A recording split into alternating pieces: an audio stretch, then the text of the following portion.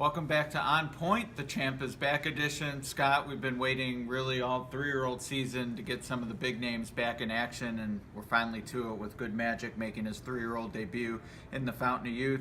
Certainly looks like his race to lose on paper from what we've seen of the Breeders' Cup. Can he be beat? He can be beat if he's not ready to run, but it's certainly his race to lose. Looking forward to getting him back, and like you said, it's started kind of the real starting point. Right. We've all kind of made our top 10 predictions of who we like, but Good Magic and then Bolt Oro coming back, we're really going to get a gauge for where we're at, and really looking forward to it. Yeah, me too. I have Good Magic number 2. I'm certainly willing to see him supplanted if others step up. I'm not sure if the Fountain of Youth is going to produce that result where someone steps up out of there. But Free Drop Billy turned some heads when second behind Audible. Are you looking to his performance to gauge where Audible sits? How do you sort of feel the rest of the field is going to tell us about this crop? Yeah, well, Free Drop Billy's a horse I'm very interested in. I thought, like you said, he ran well. I'm not really one to judge one horse by another horse that he raced against last time. There's a lot that goes into that, especially a horse coming off the layoff. But obviously, if Free Drop Billy runs a big race, it's gonna make Audible look tough. Right. But I thought it was a case where Audible got the jump on him, was more fit.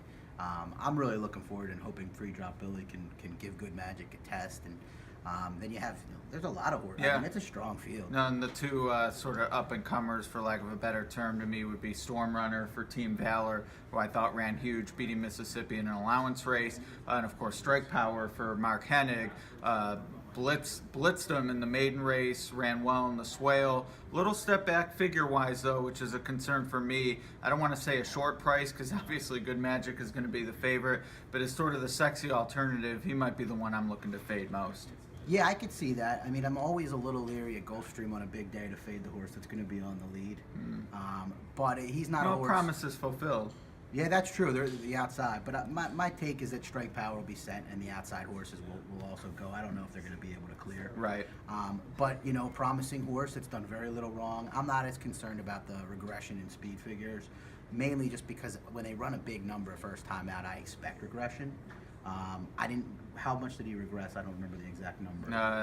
Depending on what he regressed on any analytic you would look at, it was a regression. Let's put it that way.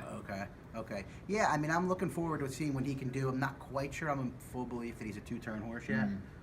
But obviously we'll find out. Although Gulfstream two-turn races can be a little questionable. 8.5 a little different than certainly 9 at Gulfstream and 8.5 at some other places like Fairgrounds.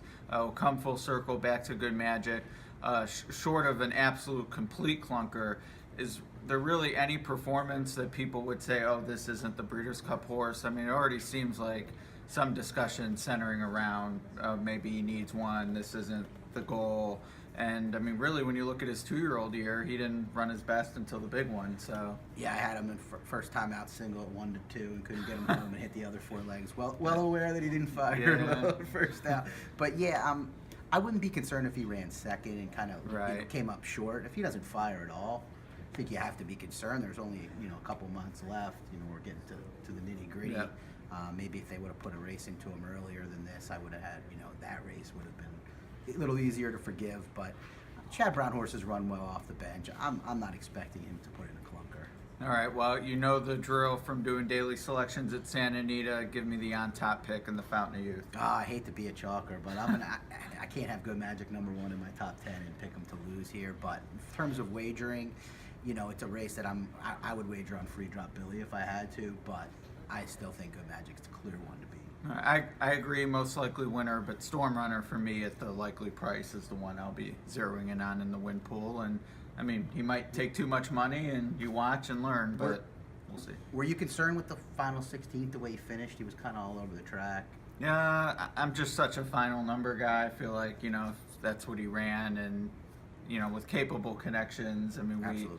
It goes both ways with that. Like the Asmussen horse, everyone says, oh, once he switches leads and figures it out, he's going to be tougher. And we saw in the Risen Star, he took a step back, and then sometimes they do take that step forward, which, to use another Asmussen horse, New York Central did in that allowance at Oaklawn. So, I kind of go either way. I think we'll get the right price to find out, though.